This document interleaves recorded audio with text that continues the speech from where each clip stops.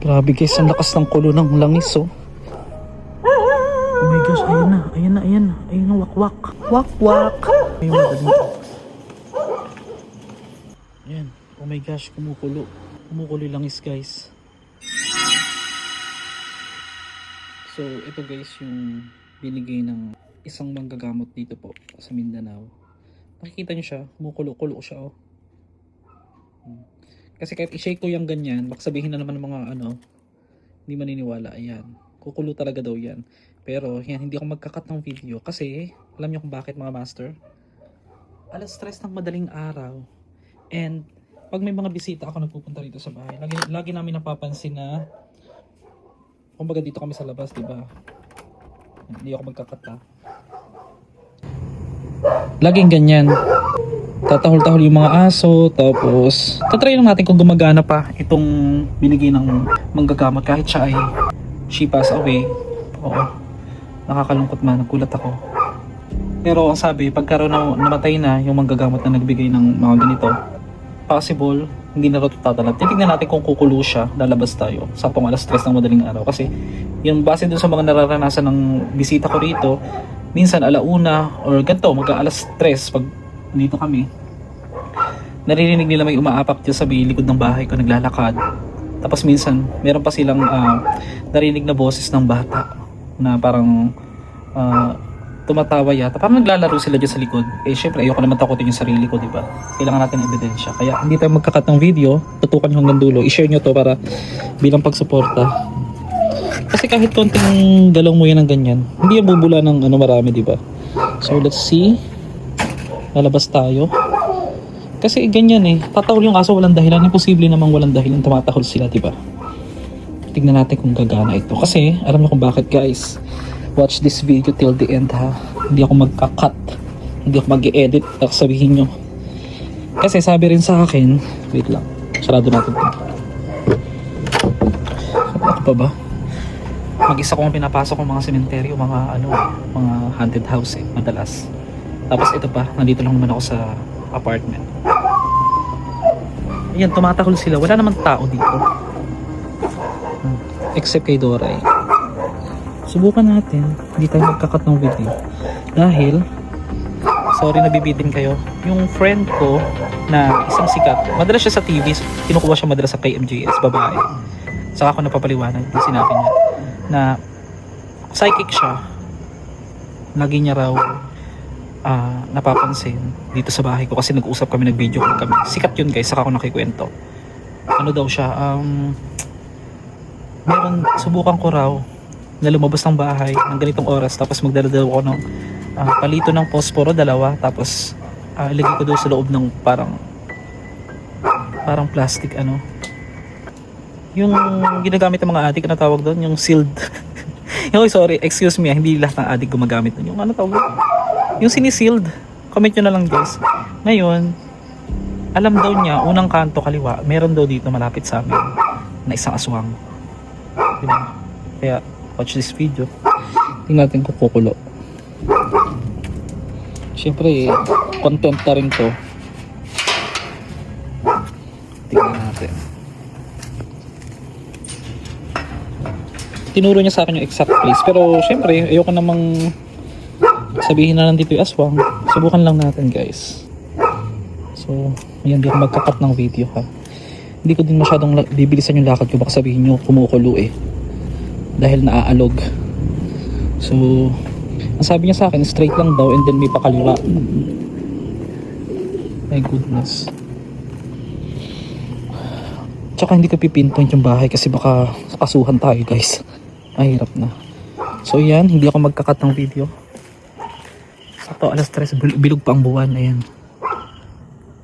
Ayan, grabe. Grabe tong content na to. First ever kong gagawin tong content na ito. Sabi niya, kaliwa daw. My goodness. Nakakakaba pala. So pag kumulo, confirm, totoo yung sinasabi niya, may aswang nga.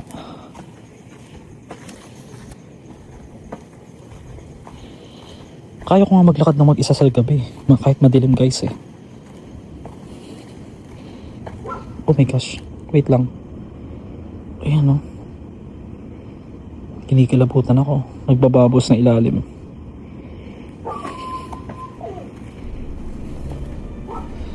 Kasi marami ding puno dito. Tingnan nyo. Nakakabahan. Walang cut tong video guys para sabihin nyo. So ito na yung sinasabi niya. Kaliwa. Kanan. Kanan to eh. My goodness. Tignan natin.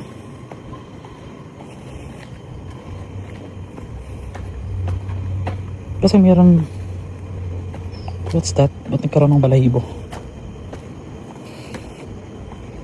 Malapit na tayo guys. Kinakabahan ako.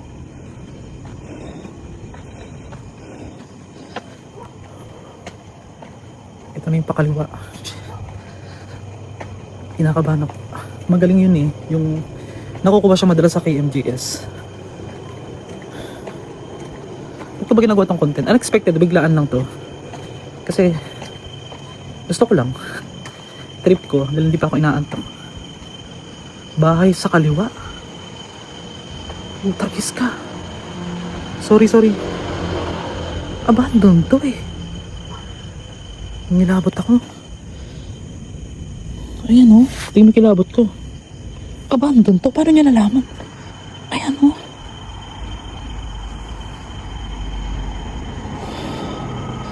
Although hindi naman siya kumukulo, pero yung bubbles niya. Shucks. Ito yung kaliwa guys oh.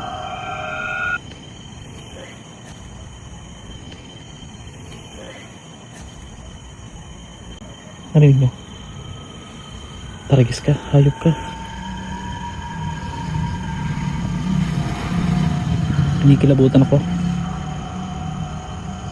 Hindi naman kumukulo. Try natin i-shake ha. Oh my gosh, ay nga, kumukulo nga. Shinake mo yung gaga. May narinig kang parang naduduwal.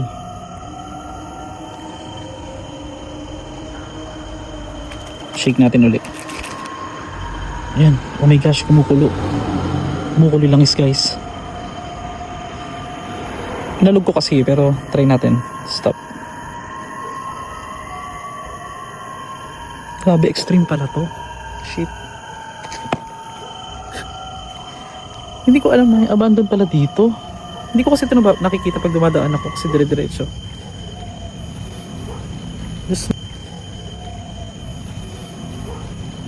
Diyos, may nakakatakot pala. Narinig akong parang naduduwal. Baka naman ano, dumidip throat si ate. Charis. So yun guys. For me, hindi mo naman nakita talagang kumulo. Inalog ko lang talaga. And then, follow for more sa mga ganitong video. This is Master Gala. Thank you. Takbo! Wak wak. Wak wak. Ang lakas ng trip ngayon. Oh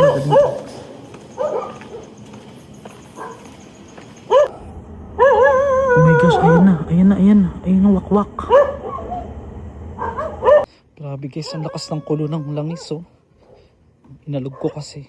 Ba't kasi inaalog?